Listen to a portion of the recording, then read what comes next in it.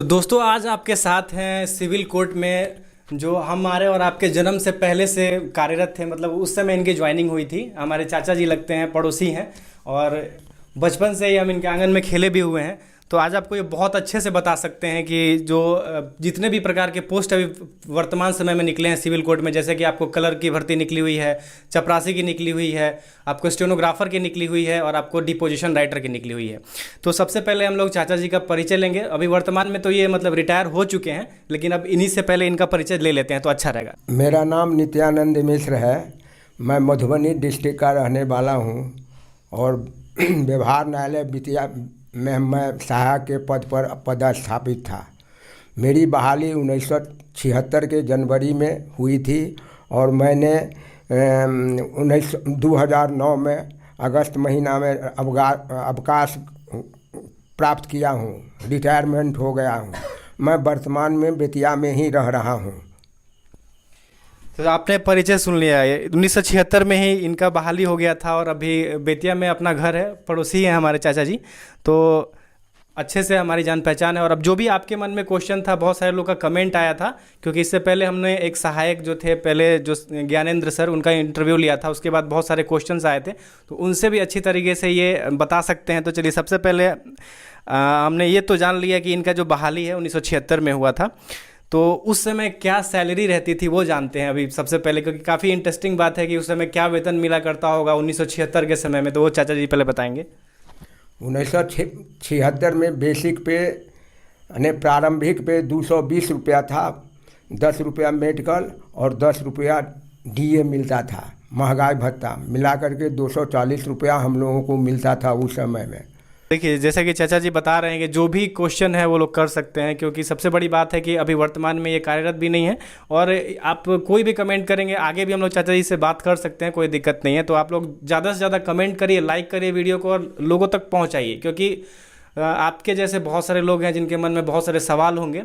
तो वो लोग जब कमेंट करेंगे तो फिर से अगली वीडियो में भी हम लोग देखेंगे कि हाँ उसके लिए क्या यहाँ पे चाचा जी बता रहे हैं। ठीक है, तो हाँ कैसे बहाली हुई है वो प्रोसेस अभी पूछ लेते हैं। उस समय क्या प्रोसेस था और अभी का तो आप लोग को पता है ऑलरेडी। ठीक है, तो उस समय का पहले एक बार जान लेते हैं, फिर बहुत सारे क्वेश्चंस हैं, बने रहिएगा लास्ट तक, तो आप लोग को बहुत सारा कन्फ्यूजन दूर हो जाएगा वीडियो में। हम लोगों के समय में बहाली का प्रोसीड्यूर था। जो वैकेंसी निकलती थी आंसलिफिक का, सहायक का और प्यून का, तो वैकेंसी निकल गया। उसके बाद हम लोग आवेदन देते थे तो बहुत सरल हिसाब पूछा गया था हम लोगों से। एगो निबंध, एक लेटर, कुछ जनरल नॉलेज की बात। समय तो बहुत बीत गई, जनरल नॉलेज की बात उतनी याद नहीं है। अपॉइंटमेंट कमेटी का मेंबर 3 आदमी होता था सिविल कोर्ट में, डिस्ट्रिक्ट जज, सीजीएम और सब जज, जिसको सब जज को हिंदी में अवर न्यायाधीश कहा जाता है। यही 3 आदमी मिल करके हमको बहाली हम लोगों की बहाली करते थे। लेकिन अब बहाली का प्रोसीड्यूर अलग हो गया है। इसमें हाई कोर्ट हस्तक्षेप कर दिया है। अब जज का भी पावर नहीं रह गया है जो मैं स्वयं बहाली कर लूँ। पहले तो चपरासी का और किरानी का जो स्टाफ रहता था, जज साहब बुला करके कहते थे जो हम लोगों को सब दिन पानी पिलाता है, तुम लोगों का कोई कैंडिडेट है तो बोलो, वैकेंसी निकालते थे, उसकी बहाली हो जाती थी। लेकिन अब वो प्रक्रिया नहीं रह गई है। अब तो कमीशन हो गया है। कमीशन के बाद भी ऊपर से और कमीशन है।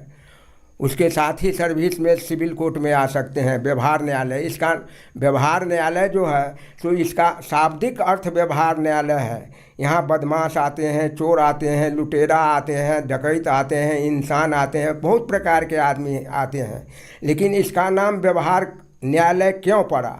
व्यवहार शब्द का मतलब है सबों के साथ सामान्य व्यवहार रखिए।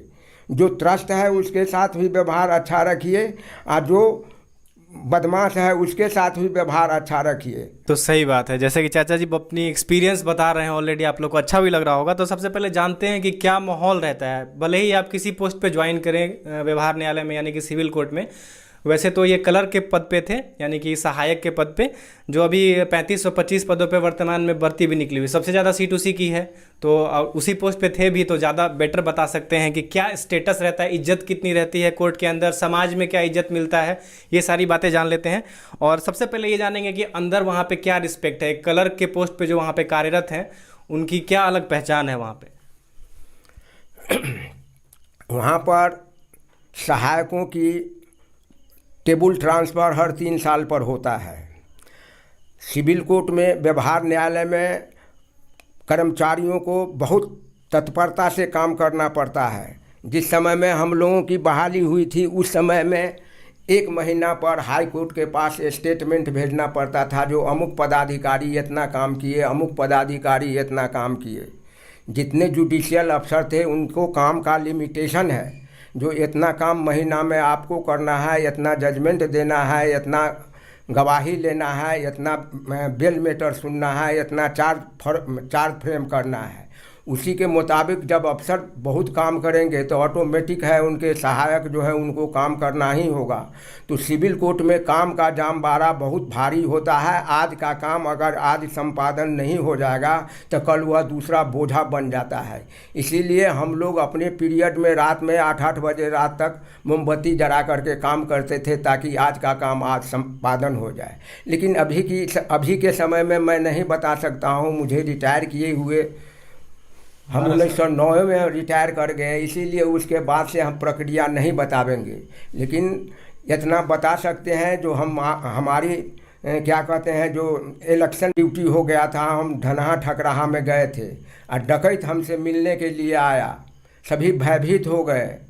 इतना प्रतिष्ठा था जो हमारे यहाँ के एक किरानी से डकैतों का सरदार नाम लिख करके गया, जो कौन बूथ पर किस जगह पर सिविल कोर्ट के स्टाफ कहाँ कहाँ है, हमको लिस्ट लिख करके दीजिए, मैं उस सबों के लिए व्यवस्था करूँगा।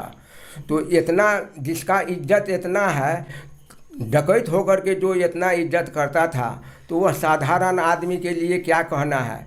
समाज में किरानी हो, चपरासी हो, स्टोनो हो और साहेब हो, सामाजिक प्रतिष्ठा बहुत ही अनमोल है व्यवहार न्यायालय की, सिविल कोर्ट की। भले अब काम करने वाले आदमी अपनी इज्जत को नहीं समझें, अपनी प्रतिष्ठा को खो दें। प्रतिष्ठा खोने का वहाँ एक ही कारण है, पैसा। अच्छा, तो जैसे कि आपने क्लियर सुन लिया कि मतलब इज्जत की तो कोई कमी नहीं है वहाँ पे, आपका प्रतिष्ठा, जब डाकू भी मतलब इज्जत कर रहे हैं तो उससे ज़्यादा क्या ही चाहिए।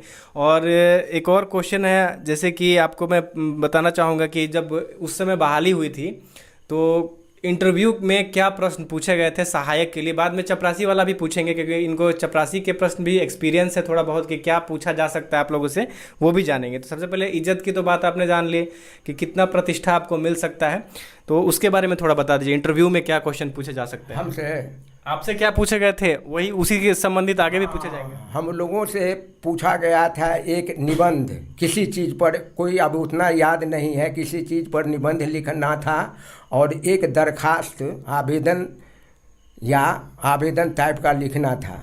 तो आवेदन में अब तो बहुत दिन की बात है, उतना याद नहीं है किसके नाम से आवेदन लिखना था। तो यही 2 प्रश्न हम लोगों से पूछा गया था। और सामान्य ज्ञान में हम लोगों से कुछ पूछा गया, जो कौन जिला घर है, कहाँ है, क्या है, बिहार में कितने ज़िले हैं, यही सब पूछा गया। बिहार का प्रथम राष्ट्रपति कौन थे, यही पूछा गया। प्रथम प्रधानमंत्री कौन थे। तो उस समय में तो बहुत जल्दी न था, तो हम लोग उचित जवाब दे दिए और हमारी नियुक्ति हो गई। जज साहब ही हम लोगों की बहाली किए। आज जज साहब ही बहाली करते थे, अब जज साहब का वो पावर नहीं रह गया है, हाई कोर्ट छीन लिया। तो जैसे कि आपने सुना कि इससे पहले बताया चाचा जी ने कि वर्क का प्रेशर बहुत ज़्यादा था उनके समय में, क्योंकि सारी चीज़ें ऑफलाइन मतलब पेपर पेन का इस्तेमाल करके करना पड़ता था। तो रात में मोमबत्ती जला के भी इन लोगों को लेट लग जाता था करते करते काम। और अभी ऐसा है कि कंप्यूटर लग गया है सारा, तो जिनको कंप्यूटर से ही सारा काम संभालना है तो थोड़ा सा सहूलियत तो हो गया होगा, लेकिन फिर भी ऐसा नहीं है कि वर्क प्रेशर नहीं है। वर्क प्रेशर तो बहुत ज़्यादा होता होगा। वर्क प्रेशर बहुत हो गया है। हम लोगों के समय में मंथली स्टेटमेंट जाता था, जो कौन पदाधिकारी कितना काम किए। उसके बाद 15 दिन पर जाने लगा, उसके बाद महीना दिन पर जाने लगा। अब कंप्यूटर का युग जब हो गया है तो आज का स्टेटमेंट जितने सहायक हैं उनको आज ही हाई कोर्ट को भेज देना है। काम का प्रॉब्लम यही ज़्यादा हो गया है और कोई बात नहीं। ऑर्डर शीट वगैरह जो लिखना है, जजमेंट जो करना है, जजमेंट जो देना है, वो तो अफसर को और स्टोनों को एट वंस कर देना है। महीना में कम से कम 15 गो जजमेंट एक पदाधिकारी को और 100 गवाही उनको लेना है। उसी के ऊपर उनका प्रमोशन डिपेंड करेगा, जो प्रमोशन होगा कि नहीं होगा। तो सारी बातें हम लोग तो अभी जान गए हैं। अभी और जो काफ़ी आप लोग के मन में प्रश्न रहता है कि जो वहाँ पे ऊपरी कमाई है उसको लेकर के भी पूछेंगे हम लोग। और सबसे पहले जानना चाहेंगे कि क्या वहाँ पे सच में बाहर से कोई इनकम का कोई सोर्स है कि नहीं, जिसको घूस के नाम से आप लोग जानते हैं। अभी चाचा जी सही बताएंगे वो। देखिए, घूस की बात रही तो सिविल कोर्ट में घूस नाम का चीज़ किरानी कोई 2000, 4000, 10,000 रुपया नहीं लेता है। वहाँ हर चीज़ फिक्स है। पेशी में पेशकार के पास जाइएगा तो 5 रुपया एक आवेदन पर मिलता है। दूसरी बात, बेल मेटर है, इस सब में सबका फिक्स है। उससे ज़्यादा कोई नहीं मांगेगा और न उससे ज़्यादा कम कोई लेगा। इसलिए हर सहायक जो है, ऑफिस क्लर्क है, पेशकार है, उसके साथ अर्दली रहते हैं, चपरासी रहता है, प्यून रहता है। अगर पाने खाने का मन हुआ तो कहेंगे जे जाओ चाय ले आओ, तुम भी पी लेना, हम भी पी लेंगे। उसके बाद क्या कहते हैं, जो शाम में जाने के समय में ईमानदारी बहुत है। वहाँ स्टाफ में ईमानदारी बहुत है। हम लोगों के समय में अब की क्या बात है मैं नहीं कह सकता हूँ। तो जैसे चाचा ने बताया 5 रुपये, मतलब इसका मतलब ये मत समझिएगा कि अभी भी 5 रुपया ही मिलता है। वो समय के साथ बहुत सारी चीज़ चेंज हो गई। एग्जाम्पल के तौर पे बताया था, ठीक है। और अब एक और क्वेश्चन है जो आप लोग के मन में ये भी आ रहा होगा कि जो भर्ती की प्रक्रिया है उसके अंदर, जैसे कि ग्रुप डी की भर्ती है, अर्दली की, चपरासी की, उसमें क्या घूस से भी भर्ती होती है या फिर जज वज का भी कोई हाथ वाथ होता है उसमें? ये आप उसके ऊपर क्या कहना चाहेंगे? पहले प्यून की भर्ती होती थी तो दरखास्त प्यून भी देते थे, लेकिन उनकी बहाली होती थी तो 2 प्रश्न ज़रूर पूछा जाता था। आप साइकिल चढ़ना जानते हैं? आप लिखना पढ़ना जानते हैं? लिखने पढ़ने का मतलब ये होता है, कहीं से भी किसी भी कोर्ट से अगर सम्मन निकला, नोटिस निकला, वारंट निकला तो चपरासी का काम है उसके घर पर जा कर के पहुँचा देना। अगर पढ़ा लिखा नहीं रहेगा तो उसका नाम नहीं बता सकता है। तो कोर्ट के चपरासी का 2 फंक्शन है। एक तो साहब के साथे 2 चपरासी रहता है, एक ऑफिस में, और 2 साहब के साथे रहता है। बाकी जो है सो नजारत प्यून में है। नजारत प्यून में है किस कोर्ट का क्या आदेश होकर के क्या चिट्ठी आया, वह सब प्यून चढ़ाता है। और सभी क्या कहते हैं, प्यूनों में बदली होता है, बंटवारा हो जाता है। उन लोग अमुक अमुक स्थान पर जा कर के उसको तामील करके लाते हैं कोर्ट में। अगर लेने से इनकार किया तो इनकारी लिखवा करके लाते हैं। अगर ले लिया तो वो भी वो अपना क्या कहते हैं, तहरीरी पर लिखवा करके ले आते हैं। नोटिस के फार्म मिलता है, उस पर लिखवा करके ले आते हैं, जो हम आप सम्मन पाया, अमुक दिन हम कोर्ट में हाजिर होकर के हम अपना उचित बात कहेंगे। उस दिन वह क्या कहते हैं, वकील जो है सो कोर्ट में हाजिर होकर के अपने वकील के मार्फत से अपना ओपिनियन लिखित देते हैं। उसी के आधार पर काम होता है।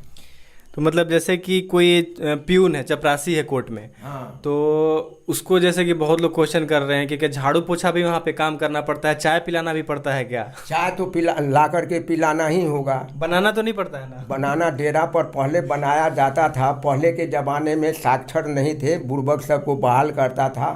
तो प्रत्येक अफसर के डेरा पर फुलवारी के कमाने के लिए, झाड़ू पोछा करने के लिए पहले होता था। अब वैसी बात नहीं रह गई है। आज से 20-25 बरस पहले वह जो व्यवस्था थी ख़त्म हो गया। 2009 में आपका रिटायरमेंट हुआ था, तो उस समय क्या स्थिति प्यून की? उस समय में प्यून का वो काम नहीं करना पड़ता था। मतलब प्यून का मतलब अच्छा खासा इज्जत है कि नहीं समाज में? एकदम। अगर दखल देहानी में प्यून जाएगा तो कहता है ढोल बजवा करके अमुक व्यक्ति को हमने दखल देहानी दिया। प्यून का वो काम है। क्योंकि बहुत सारे लोग हैं जो ये समझ रहे हैं कि प्यून का नौकरी खराब है। ये उसके बारे में क्या कहिए? प्यून की नौकरी खराब नहीं है, लोगों की सोच खराब है। आजकल जो MA पास BA पास जो व्यक्ति हैं वो प्यून में गए हैं तो उनको करने में अपने को प्रेस्टीज इशू बुझाता है, मानहानि बुझाता है। लेकिन प्यून तो प्यूने है, उसका तो काम वही है। उसका शाब्दिक अर्थ है पदचर। अच्छा, जो जज के बगल में खड़े रहते हैं वो अर्दली, उनका क्या काम होता है? वो प्यून नहीं है? आदेशपाल वो होते हैं। आदेशपाल उसी ग्रेड का है ये? आदेशपाल जो होते हैं, जो कोर्ट में बुलाहट होगा मुद्दालह को, तो वो आवाज़ देता है जो अमुक मुद्दाला हाजिर हो, तो वो आदमी आकर के उसमें हाजिर होकर के अपने वकील के माध्यम से आते हैं, हाजिर होते हैं, कोर्ट में खड़ा होते हैं जो हम हाजिर हो गए। अगर हाजिर नहीं होंगे तो उनके ऊपर वारंट हो जाएगा। तो आप लोगों ने समझ लिया कि ग्रुप डी की भी वैकेंसी आज के टाइम पे मतलब पहले वाली बात नहीं रह गई है। अभी अच्छा खासा इज्जत है, पैसा भी अच्छा खासा, 24,000 आपका स्टार्टिंग इन हैंड सैलरी बन जाता है। तो और बाकी जो स्टेटस की बात तो आपको समझ में आ ही गया। बहुत पहले हुआ करता था कि झाड़ू पोछा के लिए घर पे बुला लिया करते थे जज, अभी वैसा नहीं है। अभी सब पढ़े लिखे हैं, अच्छे खासे कैंडिडेट हैं, तो कोई दिक्कत की बात नहीं। अब हम यही चाहेंगे चाचा जी से कि अंतिम में कुछ नए जो छात्र हैं जो आवेदन अभी कर रहे हैं, तो उन लोगों के लिए कुछ मोटिवेशनल कि कैसे तैयारी करें और कुछ अपने तरफ से भी कुछ टिप्स देना चाहते हैं, तो आप क्या बोलना चाहेंगे? देखिए, आजकल बाय कमीशन हो गया है, कंपटीशन की दुनिया है, बहुत पढ़े लिखे आदमी अप्लाई करते हैं। अब कंपटीशन ले करके फिर जितना भी कंपटीशन का आवेदन होता है, कंपटीशन लेने वाले ले करके सारा काम जो है, कॉपी जो है सो हाई कोर्ट को सुपुर्द कर देता है। हाई कोर्ट यानी 3 जिला पर एक होता है अफसर,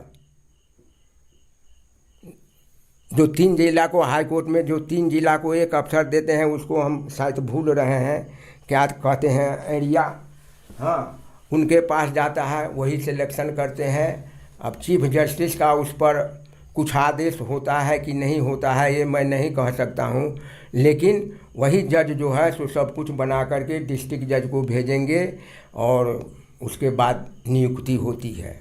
वेतन का जो आप बता रहे थे कि समय पे आ जाता है, उसके बारे में बताइए कुछ। क्या वेतन समय पे आ जाता है कि नहीं? वेतन देखिए, बिहार सरकार और न्यायपालिका, सुप्रीम कोर्ट है, सुप्रीम कोर्ट आदेश करेगा हाई कोर्ट को और हाई कोर्ट आदेश करेगा सिविल कोर्ट को, जिला जज को। इस पर गवर्नमेंट का कोई इंटरफेयर नहीं होता है। हम लोगों का वेतन साल में अलॉटमेंट 2 बेर आता था वेतन बांटने के लिए, तो पहले कम वेतन मिलता था तो कम अलॉटमेंट आता था। हाँ, अलॉटमेंट आता है साल में 2 बार, एक बार जून में और एक बार दिसंबर में। कैशियर जो है तो हम लोगों को वेतन 30 तारीख के, तो ऐसा ही कोई महीना होता। हाँ, मार्च के महीने में हम लोगों को वेतन अप्रैल के 15-16 तारीख को मिलता था, इसलिए जो क्लोजिंग मंथ था, हाँ, हिसाब किताब का महीना था, इसीलिए उस महीना में मार्च का वेतन जो है तो हम लोगों को 15 तारीख से अप्रैल में पहले नहीं मिलता था। बाकी 30, 27, 28 के बाद हम लोगों के वेतन में कोई रोकने वाला नहीं था। जहाँ से हो, जैसे हो, आज लीजिए, कल लीजिए, परसों लीजिए, 27 तारीख के बाद जब वेतन उठा लीजिए मिल जाता था। वेतन में हम लोगों के साथ कोई कोताही नहीं होता था, लेकिन काम में भी हम लोगों के साथ कोई कोताही नहीं होता था। हम लोग रात दिन काम करते थे, कैंडल जला करके काम करते थे, लेकिन काम करना था, आज का काम आज संपादन कर देना था। जैसे कि सब कोई यही सुनता है कि कोर्ट में जो लोग जॉब कर रहे हैं, चाहे किसी पद पे हों, तो उन लोगों को सैलरी से कोई मतलब नहीं होता है, सारा सैलरी बच जाता है और अलग से ही पैसा कमा लेते हैं। ऐसी बात नहीं है, हम काम करेंगे तब ना हमको पैसा मिलेगा। नहीं, वो बात नहीं कह रहे हैं, जैसे कि ऊपरी कमाई के तौर पे लोग गए। जब हम आपका काम कर देंगे, मान लीजिए हम अपना काम कर लीजिए और आप ही का काम है, अगर हम अपना काम आज नहीं किए तो हम दूसरे आदमी का काम कैसे कर देंगे? वो कहा जे ए पेशकार साहब, किरानी बाबू, हमरा काम कनी ना होई, हमरा काम नहीं कर दीजिएगा, तो हम कहेंगे जे हाँ कर देंगे, तो वो खुश होकर के जो दे देता था हम लोग ले लेते थे। अच्छा, मतलब है कि जो काम करेगा उसको हो जाएगा पूरा अच्छा खासा। हाँ? जो ज़्यादा काम करेगा वो ज़्यादा वहाँ पे अर्न कर सकता है। ये है ज़्यादा जो है फाइल को जो करेगा कंपनी। लेकिन ये कहिएगा जे किरानी 2000, 4000, 10,000 घूस लेकर के काम करने वाला था सो नहीं लेता था। उसका दस्तूर बना हुआ है, 5 रुपया तो 5 रुपया, 2 रुपया। हम लोग जिस समय में बहाल हुए थे उस समय में 1.25 रुपया पेशकारी था। ये पेशकारी जाने वाला नहीं है। ये अंग्रेज भी चारों तरफ से जंगला लगा दिए, जाल लगा दिए खिड़की में। अंग्रेजों के समय से ही बरकरार है, तो अब क्या होगा? अब तो घूसखोर का दुनिया है। जहाँ जाइए वहाँ लाख से कम में बातें नहीं कीजिए। लेकिन कलेक्ट्रेट के अपेक्षा सिविल कोर्ट का जो नौकरी है बहुत ही इज्जतदार नौकरी है और बहुत ही व्यवहारिक नौकरी है। चाहे कोई हो, अगर बाज़ार में जाइए कह दीजिए कि हम सिविल कोर्ट के स्टाफ हैं तो आपके साथ बहुत सहूलियत करेगा। विभाग में जिला से बाहर ट्रांसफ़र नहीं होता है। अच्छा, हाँ, इस पे सवाल है कि जैसे कि अभी वर्तमान में स्थिति है कि जोन वाइज बटा हुआ है, 3-3 जिला या 4-4 जिला करके। हाँ, तो नौकरी कोई आप जिस जिला का है उसी के आसपास ही नौकरी मिलेगी। वर्तमान में जैसे कि पता चला है कि जो जिस जिला में है, ठीक है, तो आसपास का जोन बटा हुआ है, 3 जिला या 4 जिला करके जोन। हाई कोर्ट का, कोर्ट का जो आपका जो है हम लोग का यहाँ कोर्ट है उसका 3-3 या डिस्ट्रिक्ट में बटा हुआ, उसी के आसपास। इंस्पेक्टिंग जज के पास हो जाता है। 3-4 जिला को एक इंस्पेक्टिंग जज इन्वेस्टिगेशन कर सकते हैं। इंस्पेक्टिंग जज उसको कहते हैं। तो उनका उसमें वर्चस्व रहता है। ओ, अच्छा, तो अभी लास्ट क्वेश्चन है, बता दीजिए आपका जो इतना दिन का नौकरी रहा उसमें कुछ ऐसा चीज़ जो आप शेयर करना चाहते हो, सबसे अच्छा क्या रहा उतना दिन में, जितना दिन आप नौकरी किए हैं उसमें कुछ ऐसा घटना बताइए जो सबको आपको अभी तक याद है। देखिए, हमको अभी तक यही याद है। हम सबों के साथ अच्छा व्यवहार रखते थे।